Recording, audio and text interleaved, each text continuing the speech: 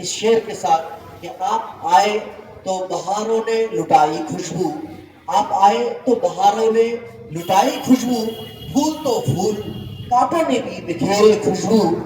حضرت والا تشریف لا رہے ہیں اسلام کی جوئی شیر کے فرحات، ایک مرد آہن، ایک مرد کوہکن، حضرت مولانا انور اللہ فلک صاحب قاسمی۔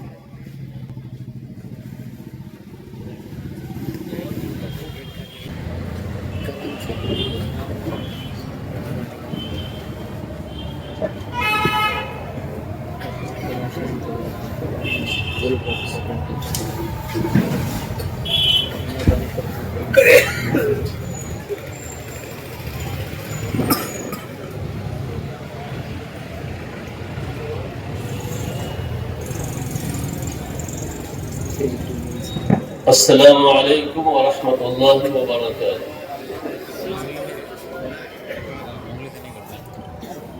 بسم اللہ الرحمن الرحیم وبہ نستعین۔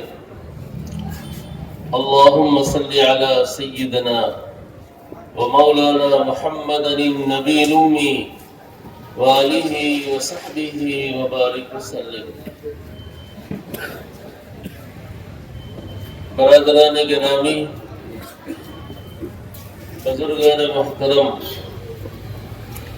دینی بھائیوں،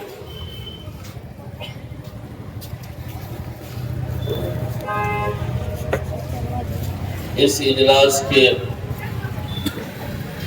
منتظمین اور مسجد دارالسلام کے ارباب حلوہ ذمہ داران، حاضرین و ناظرین، رب کریم کا بے پناہ شکر اور احسان ہے کہ اس نے اپنی شان کریمی سے آج کی شب میں بہت سارے ہونے والے خرافات سے ہم تمام حاضرین کی اللہ نے حفاظت فرمائی، ورنہ تو ایک سال میں انسان جتنی غلطیاں نہیں کرتا ہے، بس اوقات تاریخ کے اور سن کے بدلنے والی اس رات میں اس سے زیادہ اور اس سے بڑے بڑے جرائم کر گزرتے ہیں۔ اس اجلاس کے ذریعے سے مسلسل کئی سالوں سے اس محلے کے احباب، جوان، نوجوان، بزرگ اور بچوں کی بڑی حفاظت ہوتی ہے۔ اللہ تعالیٰ کروٹ کروٹ راحت عطا فرمائے حضرت مولانا شرافت ابرار صاحب رحمۃ اللہ علیہ نور اللہ مرقدہ کو، کہ انہوں نے اپنی دعوتی اور اصلاحی فکر سے اس نظام کو برپا کیا، اور ہمارے لیے خوشی کی بات یہ ہے کہ ہمارے عزیز ذوالقدر مولانا مکارم احسن قاسمی حفظہ اللہ، امام و خطیب مسجد دارالسلام اور ذمہ دار مدرسہ ابی حنیفہ، اس نظام کو باقی رکھا، بلکہ اس کے طور طریقے اور اس کی لو کو تیز سے تیز تر کرنے کی کوشش کی۔ اللہ تعالیٰ ان کی فکر و مسائل کو، ان کے تمام احباب، رفقا، چھوٹے بڑے، تمام کے جہد مسلسل کو شرف قبولیت بخشے۔ پیشرو علماء نے خود اس اجلاس کے بہت ہی فعال، بہت ہی ذہین اور صاحب علم نوجوان مولانا شبیر احمد صاحب حافظ اللہ، اپنی مختصر لیکن جامع نظامت کے ذریعے سے اس اجلاس کو تقویت پہنچایا۔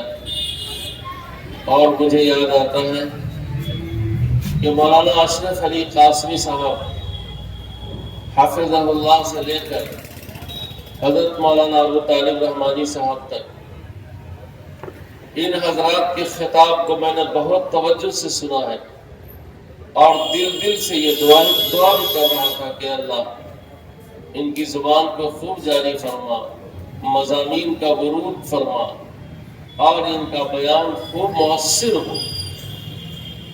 اللہ تعالیٰ نے لاج رکھی اور ان تمام پیشرو علماء نے انتہائی بیش قیمت اور وقی پیغام دیا ہے۔ حضرت مولانا ڈاکٹر افضل صاحب قاسمی رکن آل انڈیا مسلم پرسنل بورڈ نے جرأت سے، قوت سے، ہمت سے، حوصلے سے کہیں گرج کر کے، کہیں الفاظ کے میں ٹمپریچر بھر کر کے آپ کو جھنجھوڑا ہے۔ ظاہر ہے یہ لوگ اپنے لوگوں کو نہیں جھنجھوڑیں گے تو کیا دوسرے کو جھنجھوڑیں گے؟ پہلے انہوں نے آپ کو اپنا سمجھا ہے، اس کے بعد جھنجھوڑا۔ حضرت مولانا ابو طالب رحمانی صاحب حفظہ اللہ رکن مجلس عاملہ آل انڈیا مسلم پرسنل بورڈ نے روزمرہ کی زندگی میں اللہ کو یاد کرنے اور ان کو یاد رکھنے اور ان کے منشا کی زندگی گزارنے کی طرف جو دعوت عمل دیا ہے، بڑی خوبصورتی سے دیا۔ اللہ نے ان کے زبان و بیان میں جو خوبصورتی رکھی ہے وہ نمایاں ہے، اور آپ حضرات ان کے بیان سے بہت محظوظ ہوئے۔ ماں نسیم احمد صاحب اشاعتی حفظ اللہ جو آندھرا پردیش سے تشریف لائے ہیں، بہت کم وقتوں میں اور انتہائی اہم موضوع پر بڑی اچھی بات اور اچھا پیغام دیا ہے۔ معصیتوں کے اسباب اور اس کا تدارک، یعنی گناہ کیوں ہوتے ہیں اور اس گناہ کا حل کیا ہے، اس موضوع پر انہوں نے باتیں کی۔ اور مولانا ریحان صاحب قاسمی نے بھی ایک بہت ہی خوبصورت اور وقی پیغام دیا۔ مختصر یہ ہے کہ ان سارے علماء نے اللہ کے فضل سے، اللہ کی دی ہوئی توفیق سے اور آپ حضرات کی توجہ سے اور مجلس میں حاضر ہونے کی برکت سے اللہ نے ان کی مدد کی، اور ہمارے اور آپ کی سماعتوں تک جناب محمد رسول اللہ صلی اللہ علیہ وسلم کی تعلیمات و ہدایات تفصیل کے ساتھ آئی۔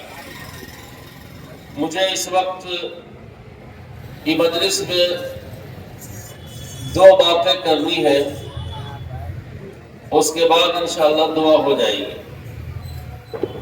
کیونکہ اب آپ کی میموری بھی فل ہو گئی ہوگی سنتے سنتے، تو مزید سنانا بھی ٹھیک نہیں ہے۔ ایک بوڑھی عورت چوڑی فروش چوڑی لے کر کے آ رہی تھی، تو پولیس والے کی جو عادت ہے ہمارے ہندوستان میں وہ پوشیدہ نہیں ہے، اس نے پہلے ایک ڈنڈا مارا اس چوڑی کی موٹری پہ اور کہا کہ بڈھی بتاؤ اس میں کیا ہے؟ تو اس عورت نے کہا کہ صاحب ایک ڈنڈا اور مار لیجیے، جو بھی بچا ہے وہ بھی نہیں رہے۔ تو ظاہر ہے چوری تھی، ایک ڈنڈا لگ چکا تھا، اب دوسرا ڈنڈا لگتا تو جو بھی بچا تھا وہ بھی چل رہے تھے۔ تو اتنے اہم پیغامات آپ کے سامنے پہلے آ گئے ہیں کہ اب مزید پیغام اگر دیں تو شاید پچھلا نکل جائے۔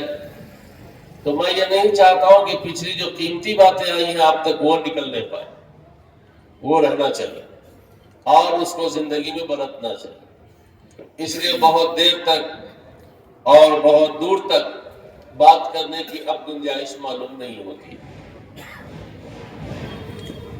مجھے جو دو باتیں کرنی ہیں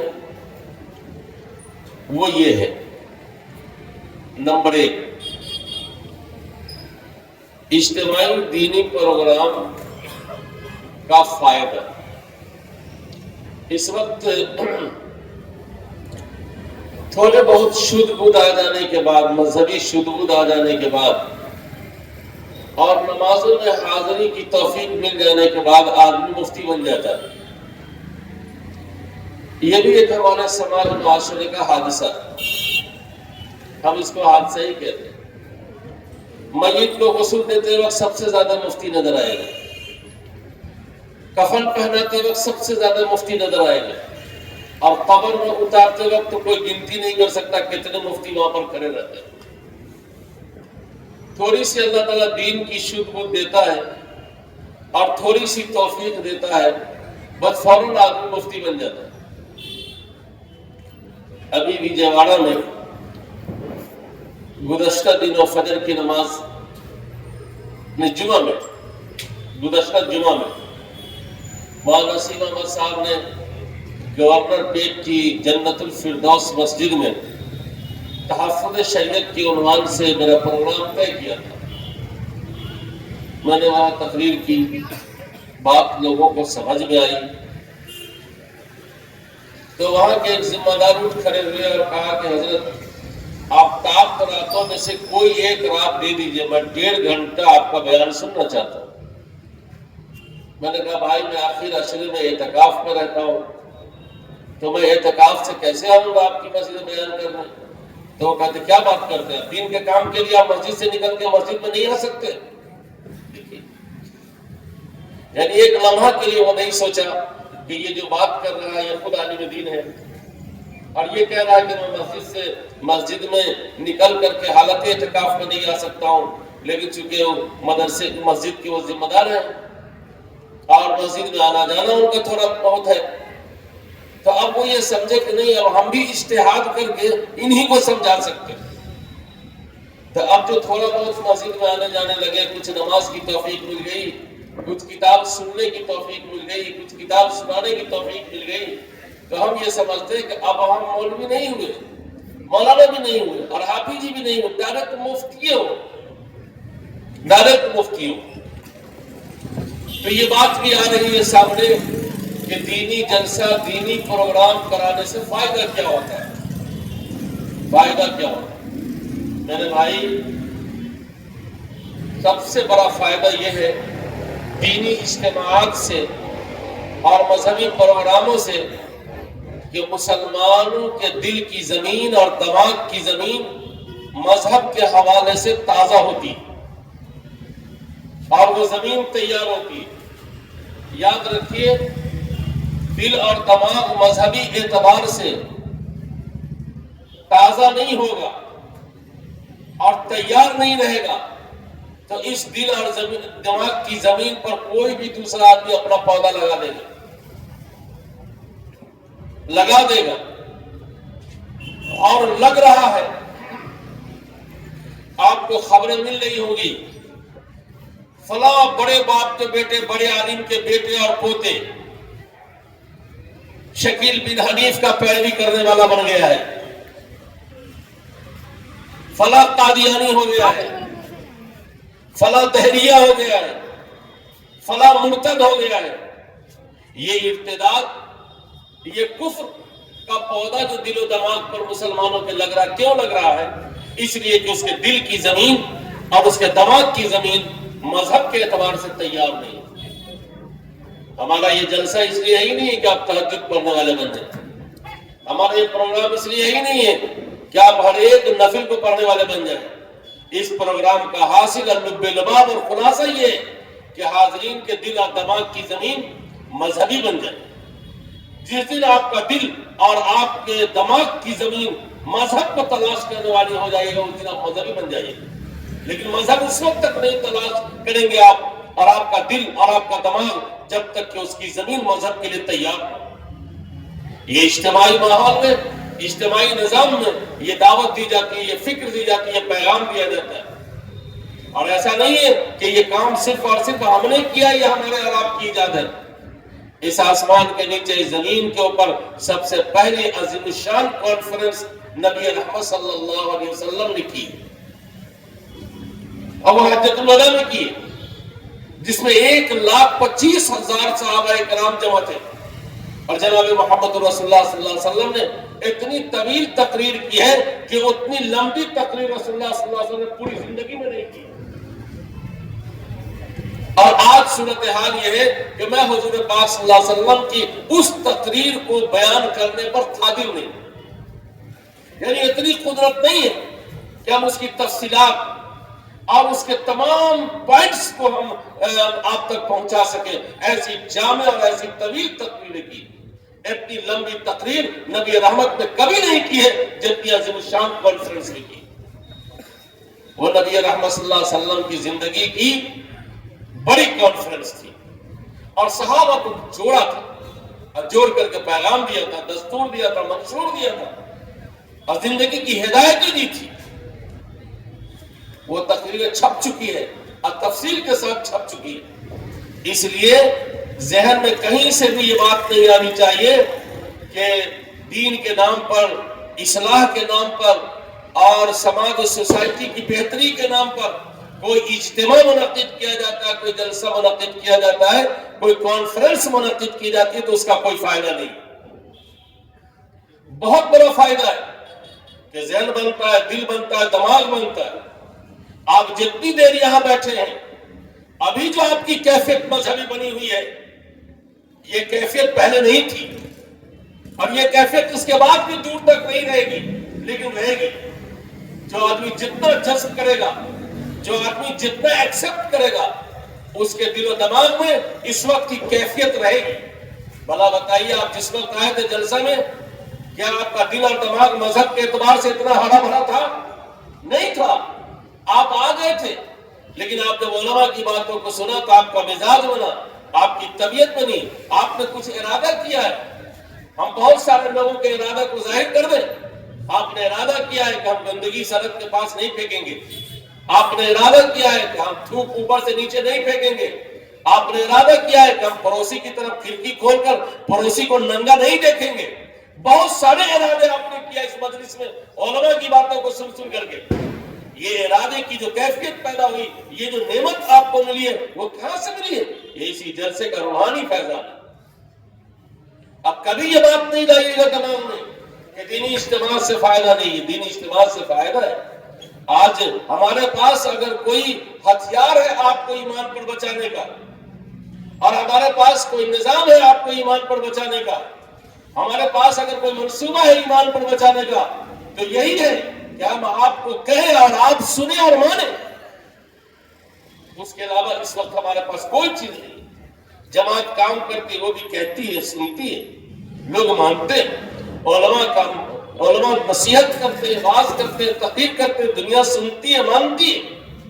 اس کے علاوہ جتنے بھی لوگ ہیں وہ یہی طریقے کو اختیار کرتے ہیں. نبی رحمت صلی اللہ علیہ وسلم نے یہ طریقہ تو مردوں کے لیے بھی اختیار کیا تھا اور عورتوں کے لیے بھی اختیار کیا تھا. لیکن عجب ستم ظریفی یہ ہے کہ یہ طریقہ مردوں میں تو بہت حد تک زندہ ہے، لیکن عورتوں میں زندہ نہیں. عورتوں میں زندہ نہیں. ہم جس محلے میں رہتے ہیں وہاں عورتوں کی بہت بڑی تعداد ہے.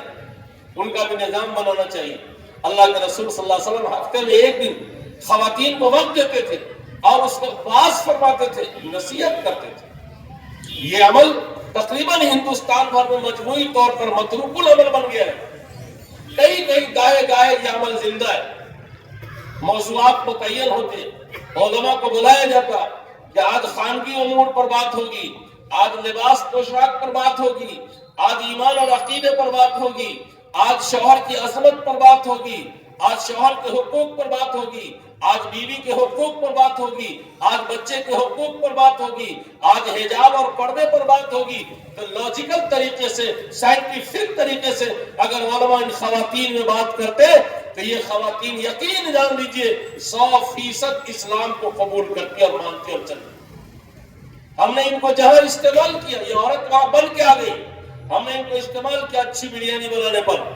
ہر گھر میں عورتیں اچھی بریانی بنانے والی بن گئی کہ نہیں بن گئی؟ ہم نے اس کو استعمال کیا اچھے پکوان پر، تو اچھے پکوان بنانے والی عورتیں گھر میں تیار ہوئی کہ نہیں ہوئی؟ اگر ہم ان کو استعمال کرتے دینیات پر، اسلامیات پر، تو یہ عورتیں اسلامیات پر جم کر کے کام کرتی اور بن جاتی. یقیناً ہم نے ان سے صرف نظر کیا ہے. حالانکہ رسول اللہ صلی اللہ علیہ وسلم نے ان کو وقت دیا ہے. اجتماعی طور پر رسول اللہ صلی اللہ علیہ وسلم نے وقت دیا ہے، اور جو وقت رسول اللہ نے عورتوں کو دیا، آج وہ عمل ہمارے یہاں متروک بن گیا. ہم نے اس کو چھوڑ دیا. اس لیے عورتوں کے تحفظ کے ساتھ ان کا اجتماع منعقد کیجیے، موضوعات متعین کر کے اس میں عورتوں کو شریک کیجیے اور لاجیکل طریقے سے حکمت کے ساتھ اسلام کو ان پر پیش کیجیے. مولانا نسیم صاحب اور قاری معظم صاحب یہاں موجود ہیں. آسٹریلیا سے ایک فیملی آئی وجےواڑا میں، ایسی خوبصورت فیملی، ہر ایک بچہ چہرے پر یہ پناہ نور لیے ہوا اور سادگی بھی. اور حسن و جمال کا پیکر بھی. اتنا خوبصورت گھر, اتنا خوبصورت مجمع, جس گھر میں اچھے بچے ہوں, صاف ستھرے بچے ہوں, وہ سلیقہ مند ہو, اس گھر کو سجانے کی ضرورت نہیں, وہ گھر تو اسی سے سجا رہتا ہے. مجھے اس گھر کے موسیٰ بھائی ہیں, وہ بلا کر لے گئے دعا کے لیے کہ چلیے بہنیں آئی ہیں, بھانجی ہیں, بہنوئی بھی ہیں, اور میں بھی ہوں, امی بھی ہیں میری, اور آپ چل کر کے ذرا دعا فرمائیں. جب میں وہاں گیا تو دیکھا تو میں نے سوچا کہ پہلے ناشتہ کرنے سے پہلے اور کچھ کھانے سے پہلے اور دعا سے پہلے کچھ کما لینا چاہیے. اس لیے کہ آج کل دعا لوگ کہتے تو ہیں کہ دعا مولانا دعا کر دیجیے, دعا کرنے کی چیز نہیں, اب دعا دینے کی چیز نہیں, در حقیقت دعا لینے کی چیز ہے, لینے والا بننا چاہیے. تو دعا لینے کے لیے پہلے کچھ کرنا پڑتا. تو ہم نے سوچا کہ اللہ تعالیٰ سے مانگیں گے تو پہلے کچھ کمائی کر لیں. تو میں نے اس حلقے میں, خواتین کے حلقے میں جہاں یہ سب موجود تھے, ان سب کی موجودگی میں نے 2 پیغام دیا.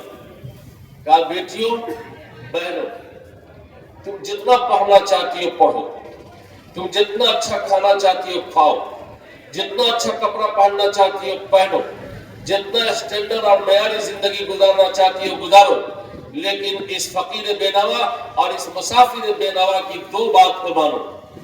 سب نے ایکسپٹ کیا, کہا کہ ٹھیک ہے مانیں گے حضرت. کہا میری 2 بات. کہ نمبر 1, دین و ایمان کی حفاظت کرنا اور جسم و جان کی حفاظت کرنا. بچیوں کے لیے اس وقت میرا یہی پیغام ہے کہ وہ دین و ایمان کی حفاظت کرے اور اپنے جسم و جان کی حفاظت کرے. تم آسٹریلیا میں رہو, تم لندن میں رہو, تم امریکہ میں رہو, کہیں بھی رہو, لیکن دین و ایمان کی حفاظت کے ساتھ رہو, جسم و جان کی حفاظت کے ساتھ رہو, تو تمہارے لیے آسائش اور آرائش کوئی معنی نہیں. جسم و جان کی حفاظت تو میں نے اس کو سمجھایا کہ تمہارے نالیحال میں آئی ہو تو تمہارے نالیحال میں مامو جان گوشت لائے کہ نہیں لائے؟ کہاں لاتے ہیں. کہا کیا گوشت کو اوپن لاتے ہیں ہاتھ میں ایسے کر کے؟ کہا نہیں. کیسے لاتے ہیں؟ کہا بلیک کیری میں بند کر کے لاتے ہیں. کتنا لاتے ہیں تمہارے یہاں؟ کہا 1 kg 2 kg 1 kg 2 kg گوشت ہمارے اور آپ کے گھروں میں آتا ہے تو وہ بھی بلیک کیری میں بند ہو کر آتا ہے. میں کہتا ہوں کہ بلیک کیری میں بند کر کے کیوں لاتے ہیں آپ؟ ریزن کیا ہے, کارن کیا ہے؟ تو اس کی وجہ یہی بتائیں گے کہ راستے میں کتے اس پر حملہ نہ کریں, راستے میں چیل اور کوا اس پر حملہ نہ کریں, اور راستے میں کسی بد نظروں کی بد نگاہی نہ لگے. یہی وجہ ہے نا, اسی لیے تو اس کو بند کر کے لاتے ہیں. 1 kg 2 kg گوشت کی تو اتنی قیمت و اہمیت ہے ہمارے اور آپ کی نظر میں کہ ہم اس کو کتے سے بچانے کے لیے, بلی سے بچانے کے لیے, کوے سے بچانے کے لیے اس کو حجاب میں لاتے ہیں, پردے میں لاتے ہیں, بلیک کیری میں ڈال کے لاتے ہیں. ہمارے گھر کی جو خواتین ہیں یہ پرکشش بھی ہیں, اللہ نے اس میں رونق بھی رکھا ہے, عزت بھی رکھا ہے اور بہت لطیف بنایا ہے. کیا اس کی اہمیت مارکیٹ میں نہیں ہے, سماج میں نہیں ہے؟ اس کی اہمیت ہمارے معاشرے میں نہیں ہے. 1 کلو گوشت تو پردے کے ساتھ آئے گا. یہاں 5 فٹ کی 6 فٹ کی بیٹیاں ہماری اتنی سستی ہو گئی کہ وہ بے پردے بازار میں جائے گی. کیا اس کے پیچھے کتے نہیں ہیں, اس کے پیچھے گنڈے نہیں ہیں؟ کیا اس کو بدنظری نہیں لگے گی؟ جتنے اس گوشت کے پیچھے کتا حملہ کرنے والا نہیں ہے, اس سے زیادہ کتے بھگوا رہے ہیں بیٹیوں پر حملہ کرنے کے, بہنوں پر حملہ کرنے کے لیے. جس دن یہ بہنیں اپنی قیمت سمجھ لے گی اور اپنے آپ کو پہچان لے گی, کبھی بھی سڑک پر, مارکیٹ میں, بازار میں بے پردہ نہیں آئے گی. آپ کیا سمجھتے ہیں علماء سے واز کرانے, علماء سے بیان کرانے کا فائدہ نہیں ہے؟ ساری بچیاں سہم گئی. جس کے سر پہ دوپٹہ نہیں تھا اسے دوپٹہ ڈال لیا, جو تھوڑا بے حجاب ٹائپ کی لگ رہی تھی وہ حجاب میں آ گئی. یعنی اتنے اثرات پڑے کے بعد میں ان حضرات نے بتایا کہ مولانا دوبارہ آپ کو اس گھر میں بلایا جا رہا ہے, لیکن یہاں آنا تھا اس لیے میں دوبارہ وہاں نہیں کیا. میرے بھائیوں, میرے بزرگوں اور دوستوں, ایسا نہیں ہے کہ آپ بات کریں اور آپ لوگوں کو پیغام دیں اور سمجھائیں اور سمجھ میں نہ آئے. اس لیے اجتماعی نظام جو دعوتی ہے, انفرادی نظام جو دعوتی ہے, اس سے صرف نظر نہیں کرنا چاہیے اور یہ کہنے میں نہیں آنا چاہیے کہ جلسہ سے کیا فائدہ ہوتا ہے. جلسہ سے کیا فائدہ ہوتا ہے؟ جلسے نے تو جوڑ کے رکھا ہے, جلسے نے تو مذہبی شناخت پیدا کیا ہے, جلسے نے تو اپنی اجتماعی قوتوں کو دنیا کے سامنے پیش کیا ہے. جلسے کا فائدہ آپ ہم سے پوچھتے ہیں. بعض لوگ کہیں گے اس سے کچھ نہیں ہوتا ہے. غلط بات ہے، ان کی سوچ غلط ہے، ان کی فکر چھوٹی ہے. انہوں نے پڑھا نہیں تاریخ کو، انہوں نے پڑھا نہیں کام کے طریقے کو، ان کو معلوم نہیں ہے نبی رحمت صلی اللہ علیہ وسلم نے کس طرح کام کیا انفرادی طور پر، اجتماعی طور پر. بس تھوڑی سی شدھ بدھ ہوگی اب فتویٰ دینا شروع کر دینا رہی ہے. ایک بات تو مجھے یہ عرض کرنا، اس کی اہمیت کو محسوس کی. اور خواتین کے درمیان اگر پہلے کچھ کام کرتے تھے تو اب کام بڑھا دیجیے. پہلے نہیں کرتے تھے تو کل مشورہ کر کے شروع کر دیجیے. اگر بہنوں کو بیٹیوں کو بچانا ہے ایمان پر تو، اور ارتداد سے بچانا ہے تو اگر یہ کریں گے تو انشاءاللہ فائدہ ہوگا، نفع ہوگا. قرآن کریم میں اللہ تعالیٰ نے ارشاد فرمایا کہ لوگوں کو آپ نصیحت کیجیے، نصیحت لوگوں کو نفع پہنچا کر رہے گی. یہ تو قرآن بولتا ہے. اگر کوئی کہے کہ نصیحت کا فائدہ نہیں تو گویا وہ قرآن کا انکار کر رہا ہے، قرآن کا انکار کر رہا ہے. یہ تو ہو سکتا ہے کہ ہماری زبان میں اثر نہ ہو، لیکن قرآن میں اثر نہ ہو، نبی کے پیغام میں اثر نہ ہو، یہ ممکن نہیں. وہ تو تاثیر سے بھرا ہوا ہے. اس لیے دعوتی نظام کو، اجتماعی نظام کو حوصلے سے، ہمت سے اور اللہ سے نفع کی امید قائم کر کے برپا کیجیے، فائدہ. دوسری بات جو مجھے موجودہ حالات میں اور ملکی تناظر میں جو بات عرض کرنی ہے وہ دوسری ہے، اور یہ آخری بات ہے. میں اس سے آگے آپ کا وقت نہیں لوں گا. اس وقت جو ہمارے ملک میں جو احوال ہیں وہ احوال زیادہ تر نظریاتی احوال، اور نظریاتی احوال کو نظریاتی اور فکری قوت سے ڈیمیج کر سکتے ہیں آپ. لیکن ظاہر ہے کہ نظریاتی اور فکری قوت تو ہمارے اندر کم ہے. نظریاتی فکر کے حاملین بھی کم ہیں. اگر اس فکر کو اگر بڑھائیں گے تو یقیناً افراد بڑھیں گے، اور اگر نہیں بڑھا سکیں گے تو وہ لوگ جن کو اللہ تعالیٰ نے دینی، علمی، مذہبی، فکری بصیرت عطا کی ہے، ان سے اپنے آپ کو جوڑ لیجیے. ان سے اپنے آپ کو جوڑ لیجیے. مربوط رہیے، مضبوط رہیے گا. مربوط ہو جائیے، مضبوط ہو جائیے. مسئلہ اس وقت ملک میں ہمارے دین و ایمان اور اعمال کی حفاظت کا ہے. دین و ایمان اور اعمال کی حفاظت کے تعلق سے جو ہمارے بڑوں کی بھی رائے آئی ہے، اور میں خود ذاتی طور پر مطمئن ہوں کہ ملت اسلامیہ ہندیہ اپنے علماء سے مربوط ہے. جتنا علماء سے مربوط رہیں گے اسی قدر مذہبی اعتبار سے مضبوط رہیں گے. میں اس کی ایک مثال آپ کی خدمت میں عرض کرتا ہوں کہ مربوط رہنے کا کتنا فائدہ ہے اور مربوط نہ رہنے کا کتنا بڑا نقصان ہوا ہے. اسی آسمان کے نیچے، اسی زمین کے اوپر دو کنٹری اب بھی ہیں، لیکن ان دونوں کنٹری اور دونوں ملکوں پر مسلمانوں کی حکومت تھی. اور مسلمانوں نے دونوں ملکوں نے اپنے عہد کی بڑی شاہکار چیزیں چھوڑی ہے بطور یادگار کے، جس کے اوپر بھی تنگ نظروں کی نظر لگ رہی ہے. لیکن ان مسلمانوں نے اپنے عہد میں بڑی یادگاریں چھوڑی ہیں. لیکن ان مسلم حکمرانوں سے عیسائیوں نے حکومت چھینی، اور دونوں ملکوں سے چھینی. ہندوستان میں مسلمانوں کی حکومت تھی، عیسائیوں نے اس سے چھینا. کس نے چھینا ہے؟ عیسائیوں نے چھینا ہے. کس سے چھینا؟ مسلمانوں نے چھینا. دوسری بڑی کنٹری اندلس تھی، وہاں بھی مسلمانوں کی حکومت تھی، اور چپے چپے پہ مسلمانوں نے سجدہ کیا تھا، اور ایسی تاریخی کامیں کی اور ایسی مسجد بنایا کہ اللہ کی پناہ. وہاں کے مسلم حکمرانوں سے بھی حکومت عیسائیوں نے چھینا. لیکن اندلس سے اسلام بھی مٹ گیا اور مسلمان بھی مٹ گیا. وہاں اب کوئی مسلمان نہیں ہے, وہاں اب کوئی اسلام نہیں. آخری مسلمان عبداللہ نامی بچ گیا تھا, تو اس کو ایک عیسائی عورت کے ذریعے ذبح کرا دیا, خلاص ہو گیا معاملہ, ختم ہو گیا. ہمارا جو یہ ملک ہے, ملک ہندوستان, جس کو انڈیا کہتے ہیں, بھارت کہتے ہیں, یہاں بھی آپ کی حکومت تھی, عیسائی نے آپ سے چھینا, اس کے بعد سبوں نے مل کر کے, آخری مرحلے میں سبوں نے مل کر کے اس ملک کو آزاد کرایا. لیکن اس ملک میں اسلام بھی پہلے سے ہرا بھرا ہے اور مسلمان بھی پہلے سے ہرا بھرا ہے. اسلام بھی پہلے سے ہرا بھرا ہے اور مسلمان بھی پہلے سے آج ہرا بھرا ہے. آخر کیوں؟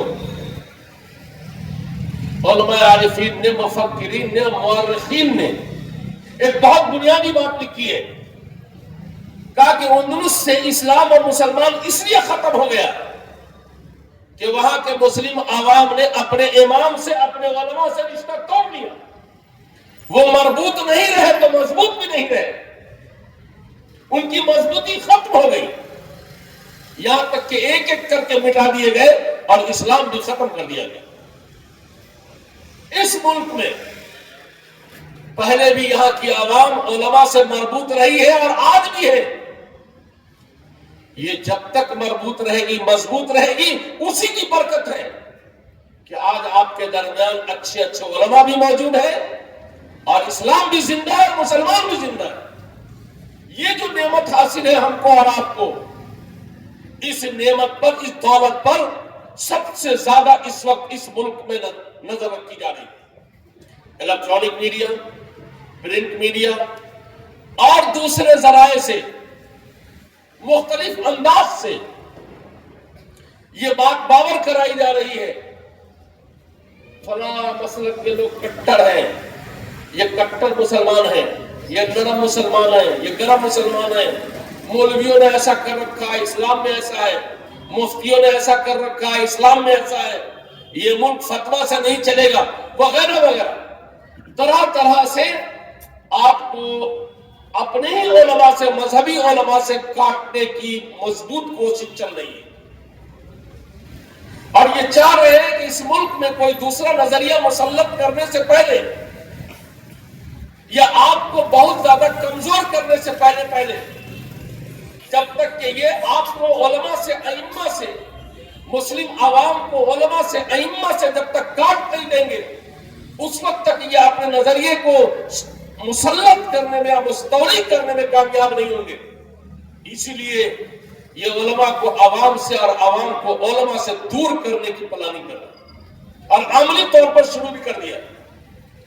میرے بھائیوں, میرے بزرگوں, دوستوں, میں آپ کی قدر کرتا ہوں, میں آپ کو ذہین مانتا ہوں, میں آپ کو فکر مند مانتا ہوں, میں آپ کو دانشور مانتا ہوں, لیکن اس وقت کے حالات میں اس حقیقت کو آپ کو تسلیم کرنا چاہیے کہ اگر ہم اپنے علماء سے کٹ جائیں گے تو مذہبی اعتبار سے ہم بھی کٹ جائیں. ہم مربوط رہیں گے تو مذہبی اعتبار سے ہم یہاں مضبوط رہیں گے. اس لیے شکوہ, شکایت اور جو کچھ علماء سے دور کرنے کے لیے کہا جاتا ہے اس پر قابو پانا چاہیے. یہ علماء ہی ہے کہ ہندوستان کی آزادی سے لے کر, آزادی کے پہلے سے لے کر آج تک جو کوششیں کی, اس کوشش کے نتیجے میں یہ ملک دوسرا اسپین نہیں بن سکا, دوسرا اندلس نہیں بن سکا. آپ اگر قرآن کی تفسیر پڑھتے ہیں تو تفسیر کو کون ہے لکھنے والا؟ آج اگر آپ حدیث کا ترجمہ پڑھتے ہیں تو اس حدیث کا ترجمہ کون ہے لکھنے والا؟ اس حدیث کی حفاظت کر کے عہد بہد آج تک باقی رکھنے والے کون لوگ ہیں؟ اگر کوئی تبلیغی جماعت فضائل اعمال پڑھتے ہیں یا اور دوسری کتاب پڑھتے, اس کا لکھنے والا کون ہے؟ کوئی عالم ہی تو ہے. خود حضرت الیاس صاحب رحمۃ اللہ علیہ جنہوں نے دعوت کا منشور بنایا, اصول بنایا, کیا وہ مسٹر تھے؟ کیا وہ ڈاکٹر تھے؟ وہ بھی تو عالم دین ہی تھے. کہاں نہیں ہے جو علماء کا فیض ہے. یہ علماء نے آپ کو اپنی ضرورت سمجھا, آپ کو اپنی ضرورت سمجھا.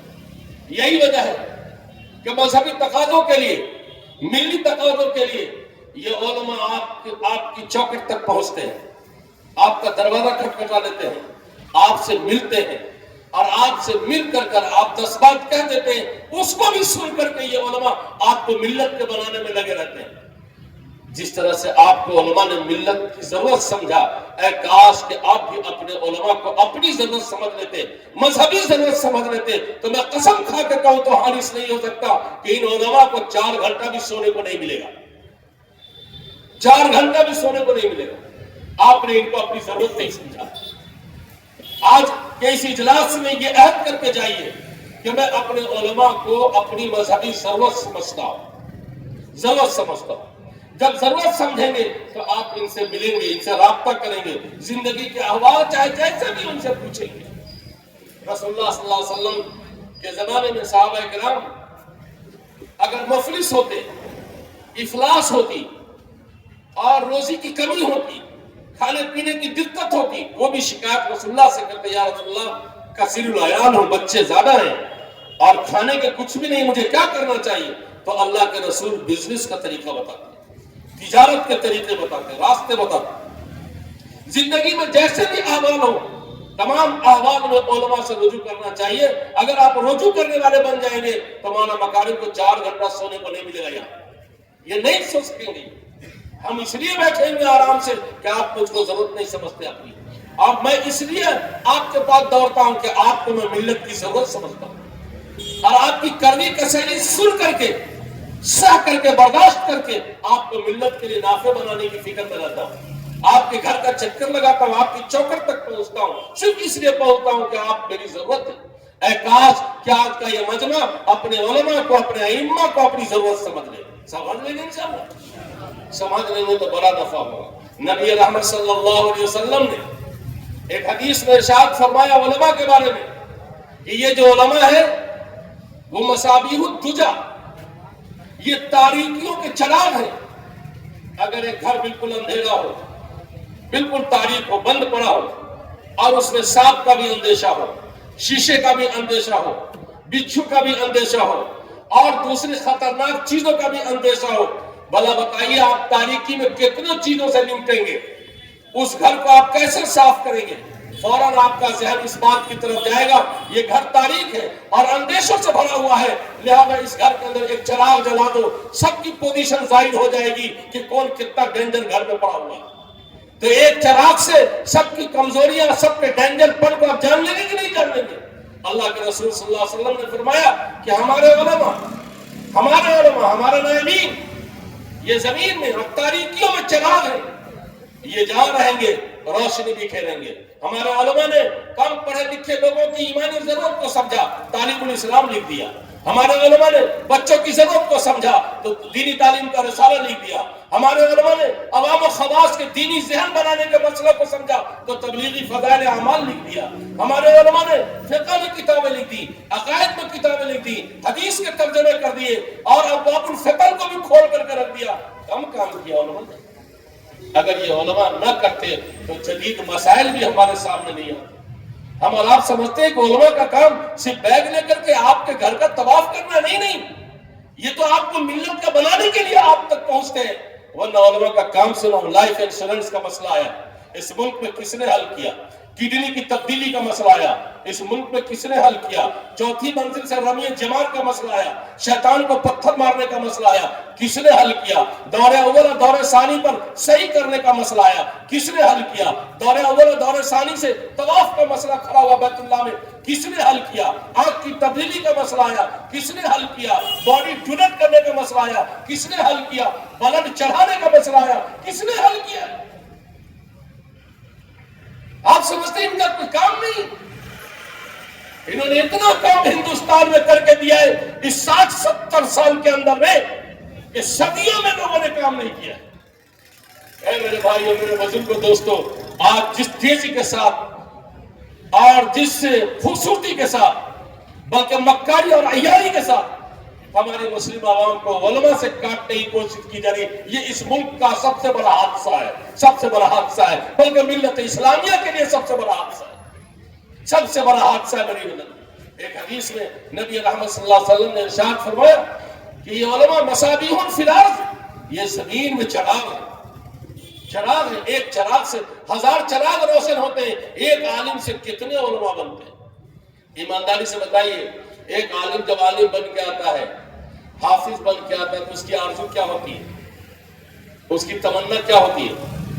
یہی نہ ہوتی ہے کہ سماج کا بچہ عالم بن جائے، سماج کا بچہ جہالت کی لگی آگ سے نکل کر کے علم کے روشن مینار پہ پہنچ جائے، یہی نہ تمنا ہوتی ہے؟ ایک عالم نے کتنے خاندان اور کتنے گاؤں، کتنے سماج، کتنے شہر کے بچوں کو حافظ بنایا۔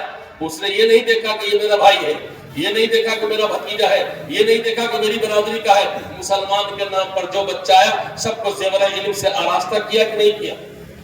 لیکن شاید آپ ہندوستان میں 1-2 مثال دے سکیں گے، ورنہ عمومی طور پر نہیں مثال دے سکیں گے کہ کوئی ڈاکٹر MBBS بن کر آیا ہو اور خود کما لیا ہو اور اس کی یہ فکر دامنگیر ہو کہ میرا چچیرا بھائی بھی ڈاکٹر بن جائے، بلکہ وہ چاہے گا کہ یہ سسرا کمپاؤنڈر ہے تو اچھا، یہ ڈاکٹر نہیں بن سکے۔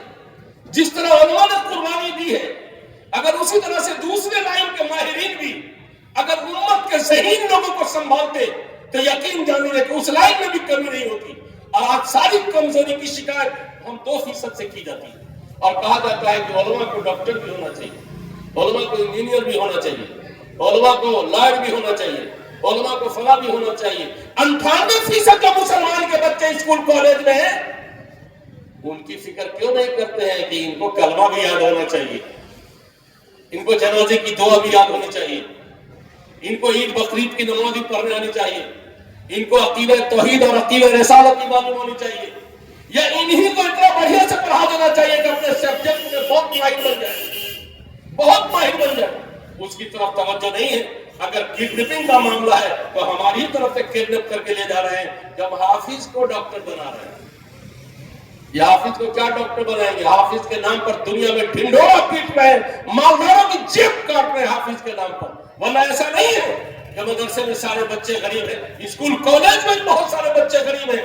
غریب نہیں ہے تو پرانی کتاب خریدنے کے لیے اس کا باپ کیوں کلکتہ میں پھرتا ہے، کیوں اپنے رشتے داروں کے گھر جاتا ہے کہ آپ کا بیٹا میٹرک کر چکا ہے، اگر آپ نے کتاب خریدی ہے تو میرے بیٹے کو دے دیجیے، میرے پاس خریدنے کی طاقت نہیں ہے۔ اسکول کالج میں پڑھنے والے بچے بھی ہمارے غریب ہیں، ان کے لیے کیوں نہیں تنظیمیں کام کرتی ہے؟ ان کے لیے کیوں نہیں بڑی بڑی تنظیمیں ملک کے اندر پھرتی ہے کہ ہم اسکول کالج سے ایسے پڑھنے والے بچے کو گود لیں گے جن کے پاس صلاحیت پڑھنے کی نہیں ہے، ہم ان کو پیسے دیں گے۔ جب اسکول سے لائیں گے، کالج سے لائیں گے تو مالداروں کی موٹری نہیں کھلے گی۔ مدرسہ سے قرآن کے نام پر، حافظ کے نام پر اٹھا کے لائیں گے تو بڑے بڑے ڈالر ڈونیٹ کریں گے۔ یہ 2% جو ہماری مذہبی ضرورت کی چیز ہے، ہم کو خالد سیف اللہ رحمانی بھی چاہیے، ہم کو بڑا بڑا عالم بھی چاہیے۔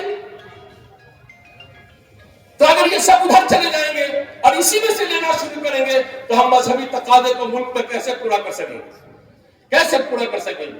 میرے بھائیوں، میرے بزرگوں اور دوستوں، یہ علماء بڑے حوصلے کے ساتھ اور بڑی حکمت کے ساتھ آپ کے بچوں کو دین سے جوڑنے کا کام کرتے ہیں، پھر آپ کی بھی فکر کرتے ہیں، اور جو اسکول کالج میں بچے پڑھتے ہیں ان کی بھی فکر مند ہے، اور جو 40% ہماری برادری بغیر کلمے کے ابھی ملک میں جو طبقاتی مسلمان ہیں، جو جن کو فقیر برادری کہا جاتا ہے، نائی برادری کہا جاتا ہے، فلاں برادری کہا جاتا ہے، فلاں برادری کہا جاتا ہے، قصاب برادری کہا جاتا ہے، ان کو صحیح سے کلمہ یاد نہیں ہے، ان کو ایمان باللہ، ایمان بالرسول، ایمان بالآخرت یاد نہیں۔ ان کے لیے تو علماء ہی منصوبہ بنا رہے ہیں، فکر کر رہے ہیں کہ کسی طرح سے ان کو کم سے کم کلمہ تو یاد ہو جائے۔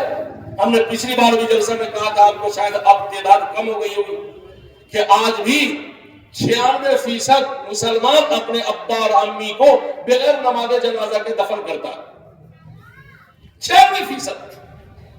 صرف 4% مسلمان ایسے ہیں جو اپنے ابا اور امی کی نماز جنازہ پڑھتے ہیں۔ نماز جنازہ میں کیا کرتے ہیں؟ دعائی تو پڑھتے ہیں۔ کتنے مسلمان ہیں جن کو جنازے کی دعا یاد ہے؟ بتائیے۔ جس بیٹے کے انتظار میں 36 گھنٹے سے لاش رکی ہوئی ہے، جب بیٹا آ جائے تو پوچھے گا بابو کیا پڑھو گے، تو بتا سکے گا وہ؟ اب بھی اتنی بڑی تعداد ہے جن کو جنازے کی دعا یاد ہے۔ جب اس بیٹے کی شادی کے لیے جائیں گے تو لڑکی سے پوچھیں گے آیت الکرسی یاد ہے؟ यासीन शरीफ याद है, दुआए कुनूत जितना हार्ड सब है वही सब कुछ है। अब हम कहते हैं लड़की वाले से कि जब आप लड़का देखने जाए तो सिर्फ एक सवाल करे, बाबू जनाजे की दुआ सुनाओ। 96 लड़का को बीवी नहीं मिलेगी, 96 को नहीं, 96 को नहीं। बस मेरे भाइयों, मेरे बुजुर्गों, दोस्तों, अल्लाह के रसूल ने उलमा को मसाबिहुल दुजा कहा है, मसाबिहुल फिल अर्ज कहा है। उलमा को कहा कि ये मेरे नाइब, ये नाइब रसूल।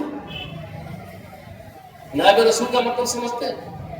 विरासत नबी की उलमा को मिलेगी। अगर किसी का बेटा काला कलौटा 1.5 फुट का हो और उसका बाप अरबपति हो,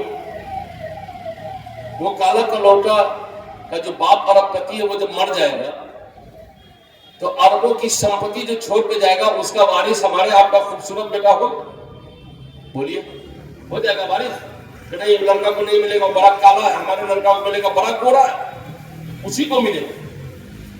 उलमा में अगर कमी कोताही है उसके बावजूद भी मैं कहता हूं कि वही नबी का वारिस है। ये मिजाज बनाना चाहिए। खुलासा कलाम ये है कि आज के इस प्रोग्राम से ये भी अहद करके जाए कि हमको अपने उलमा से ताल्लुक रखना है। और उलमा नाम किसी के बेटा का नहीं है, किसी के बाप, किसी के पोता का नहीं है, बल्कि आलिम नाम उसका है जिसने नबी रहमत सल्लल्लाहु अलैहि वसल्लम के दीन को हासिल किया और सीखा। जो हामिल शरीयत और सुन्नत है वो आलिम। तो गोया कि आलिम से ताल्लुक रखना नबी रहमत सल्लल्लाहु अलैहि वसल्लम के दीन से ताल्लुक रखना। बाज़ बुजुर्गों ने, अकाबरीन ने लिखा है कि जो लोग उलमा से ताल्लुक रखते हैं, मोहब्बत रखते हैं, तो उनको दुनिया में ये बड़ा इनाम मिलेगा कि जब खात्मा होगा तो ईमान पर खात्मा होगा, ईमान पर खात्मा होगा। और ईमान पर जीने मरने के लिए कौन तैयार नहीं है? हर आदमी की ये तमन्ना है कि हम ईमान पर मरें।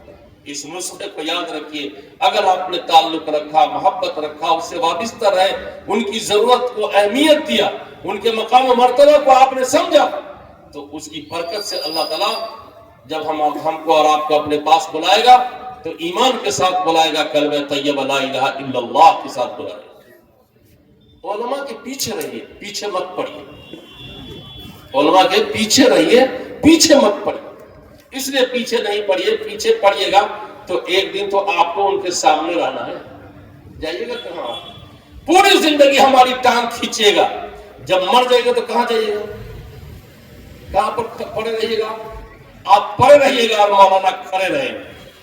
कहां पर खड़े रहेंगे? आपके सीने पर खड़े रहेंगे। ये भी तो सोचिए कि हम किस आलिम के खिलाफ जबान बोल रहे हैं। आलिम कोई भी होगा तो हमारी कंपनी का, हमारी बिरादरी का होगा। कैसे हम उलमा के पीछे पड़ते मेरे भाई? पीछे रहने वाले बने, पीछे रहने में नजात है, अब पीछे पड़ने में हलाकत है। पीछे नहीं पड़ना चाहिए। काम करने वाले उलमा का अगर आप हाथ नहीं खींच सकते तो खुदा के वास्ते टांग भी मत खींचिए। टांग खींचने से आदमी मुंह के बल गिर जाता है और हाथ खींचने से गिरा हुआ आदमी ऊपर निकल जाता है। तो मिजाज हाथ खींचने का बनाइए, मिजाज टांग खींचने का नहीं बनाइए। और अपने इर्द गिर्द, अपने मोहल्ले पर पूरी नजर रखिए कि कहीं से कोई इर्तिदाद की हवा हमारे घरों तक, हमारे घर के किसी फर्द तक पहुंचने न पाए। बाई मनसूबा, बाई प्लानिंग ऐसा निजाम पर बर्पा किया जा रहा है कि जिससे हमारी बच्ची, हमारे बच्चे मुर्तद हो जाए, खत्म हो जाए, निकल जाए वो दीन ईमान से। इसलिए उस पर बड़ी नजर रखिए। अगर मोहल्ले के लोग, जिम्मेदार हजरात अगर प्रेशर ग्रुप बनाएंगे तो उसके बड़े असरात पड़ेंगे। हमने गांव देहातों में देखा आज से चंद साल पहले कि जब आग लगने का जमाना आता था और हवा तेज चलती थी, खिज़ा का मौसम होता था, तो मस्जिद में लोग बैठ के मशवरा करते थे कि कल से ऐलान कर दीजिए कि 7 बजे तक लोग खाना बना के चूल्हा बंद कर दें। अगर किसी के घर से धुआं उठता हुआ नजर आया तो 5000 रुपया फाइन होगा। मस्जिद के माइक से इस ऐलान का असर ये होता था कि 7 बजते बजते तक लोग खाना बना लेते थे। घर को आग से बचाने के लिए तो मनसूबा बनाया गया, प्लानिंग की गई, मस्जिद से ऐलान कराया गया। जिंदगी को कुफ्र की, ارتداد کی جہنم کی آگ لگ رہی ہے، کیا اس سے بچانے کے لیے ہم اپنے یہاں کوئی منصوبہ نہیں بنائیں گے؟ ہم اپنے محلے میں اپنی مسجد میں کوئی پروگرام نہیں بنائیں گے؟ کوئی مشورہ نہیں کریں گے؟ ہم کوئی ٹیم ایسی نہیں تیار کریں گے جو ٹیم حکمت کے ساتھ، شفقت کے ساتھ، محبت کے ساتھ، بصیرت کے ساتھ، درد کے ساتھ ایک ایسا نظام، ایک ایسا نئے عمل مرتب کرے کہ ہمارے گھروں تک ارتداد کی ہوا نہ پہنچے، کفر کی ہوا نہ پہنچے، شرک کی ہوا نہ پہنچے، اور ہمارے بچے اور بچیوں کا ایمان خطرے میں نہ پڑے، ڈیمیج نہ ہو۔ اس کے لیے منصوبہ کرنا چاہیے، علماء سے مشورہ کرنا چاہیے۔ اگر آپ حضرات اس کے لیے تیار ہوں گے تو یقین جان لیجیے کہ یہ محلہ کفر کی آگ سے بچے گا، ارتداد کی آگ سے بچے گا، بہنیں بھی بچیں گی اور بھائی بھی ہمارے بچیں گے، بڑے بھی بچیں گے، چھوٹے بھی بچیں گے۔ مجھے در حقیقت یہی موضوع دیا گیا تھا اور اس موضوع پر بہت تفصیل سے آپ سے بات کرنی تھی، لیکن قلت وقت دامنگیر ہے، اس لیے میں نے یہ دو باتیں آپ کی خدمت میں عرض کی ہیں۔ نمبر ایک، اجتماعی دعوتی نظام کو اور اصلاحی بیانات کو اور تذکیری مجلس کے فائدے کا کبھی انکار نہیں کیجیے گا، ورنہ قرآن کا انکار کرنا لازم آئے گا، قرآن کا انکار کرنا لازم آئے گا۔ لوگ سوچتے نہیں ہیں، اب بڑی بے خبری میں قرآن کے منکر ہو جاتے ہیں۔ بعض حضرات کہتے ہیں بیت اللہ میں جماعت سے نماز مت پڑھو، وہاں کا امام کافر ہے، قرآن کا انکار ہے۔ قرآن کہتا ہے کہ بیت اللہ میں کوئی کافر نہیں جا سکتا، تو اس کا امام کیسے کافر ہو سکتا ہے؟ اس کا امام کیسے کافر ہو سکتا ہے؟ بھلا بتائیے، بولنے کو بول دیا ہم نے اور سوچا نہیں کہ قرآن کیا کہتا ہے، جلدی سے بول دیتے ہیں کہ اس کا کوئی فائدہ نہیں ہے، اور یہ نہیں دیکھتے کہ اللہ کی کتاب کیا کہہ رہی ہے کہ جو نصیحت کرے گا، نصیحت مومن کو فائدہ پہنچا کے رہے گی۔ اس لیے کبھی یہ نہیں بولنا چاہیے۔ دوسری بات یہ ہے کہ اپنے علماء سے، اپنے صلاح سے، اپنے ائمہ مساجد سے، دین کے خادموں سے، جو دنیا کی بہت ساری عیش و عشرت کو چھوڑ کر کے اور آپ کے حوالے ہیں اور آپ کی خدمت پر معمور ہیں اور آپ کے لیے لگے ہوئے اور آپ کے لیے وقت فارغ کیے ہوئے ہیں، انہوں نے اپنی سرٹیفکیٹ بیچا نہیں ہے، انہوں نے ادھر ادھر کوئی سودا نہیں کیا، اپنا وقت بچا کے رکھے ہوئے، جب ضرورت پڑے گی نارمل ڈاگا کو ہم دیں گے، جب ضرورت پڑے گی مسلمانوں کو ہم جائیں گے، جب ضرورت پڑے گی مسلمانوں کو ہم اگلی صف میں لائیں گے۔ علماء نے اپنا وقت فارغ کر کے رکھا ہے، اس لیے ان علماء سے اپنا تعلق رکھیے۔ نبی رحمت نے ارشاد فرمایا، اغدو عالما او متعلما او مستمعا او معبا، عالم بنیے، نہیں تو علماء کی سننے والے بنیے، نہیں تو پھر کیا کرتے ہیں، اغدو عالما او متعلما او مستمعا، یا تو عالم بنیے یا متعلم یعنی دین سیکھنے والے بنیے، یا علماء کی باز و نصیحت کو سننے والے بنیے۔ اگر یہ تینوں نہیں بن سکتے ہیں تو اللہ کے رسول فرماتے ہیں کہ میرے علماء سے محبت کرنے والے بنیں گے انشاءاللہ۔ اللہ تعالیٰ اس کی ہم کو اور آپ کو توفیق دے، علماء سے مربوط رہیے گا تو مذہبی اعتبار سے مضبوط رہیے گا۔ اللہ ان باتوں کو اپنی شان کریمی سے قبول فرمائے۔ دیر ہو گئی ہو، تاخیر ہو گئی ہو میری وجہ سے، اور میری گفتگو میں کوئی ایسی باتیں آئی ہو جس سے آپ کی عزت نفس کو ٹھیس لگی ہو تو خدا را مجھ کو معاف کر دیجیے گا، لیکن جو پیغام اس وقت میں نے دیا ہے وہ دل و جان سے دیا ہے اور بہت سوچ سمجھ کے دیا ہے، کیفا متفق نہیں دیا ہے۔ ان دونوں باتوں کو فالو کیجیے اور اس کے تحت نظام بنائیے کہ ہمارے محلے کے بچوں کی، بچیوں کی، جوانوں کی دین و ایمان کے اعتبار سے حفاظت کیسے ہو۔ اللہ تعالیٰ اس پر عمل کرنے کی قوت و ہمت نصیب فرمائے۔ ربنا تقبل منا انك انت السميع العليم بحرمة محمد ابو بکر وعمر وعثمان وعلي واصحابه اجمعين وبرحمتك يا ارحم الراحمين واخر دعوانا ان الحمد لله رب